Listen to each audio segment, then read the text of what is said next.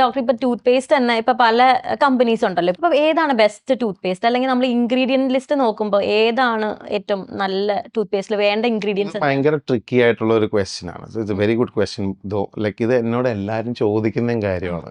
ആർക്കും ആരെയും നന്നാക്കാൻ വേണ്ടിയിട്ടൊന്നുമില്ല. കാരണം ഒരു പേസ്റ്റ് എന്ന് പറയുന്ന സാധനത്തിന് സയന്റിഫിക്കലി റിക്വയർഡ് ആയിട്ടുള്ള FSSAI സർട്ടിഫിക്കേഷൻ വേണമെങ്കിൽ ഒരു പേസ്റ്റിന്റെ ഉള്ളിൽ ഇങ്ങനെ ഇൻഗ്രീഡിയൻസ് വേണം എന്നുണ്ട്.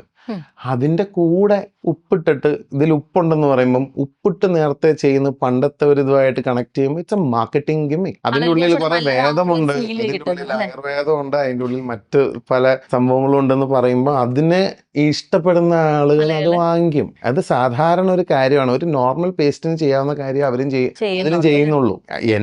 ഞാൻ being very honest because I'm not backed by any company. I don't need to say about it. So ഒരു normal dentist any normal paste would do.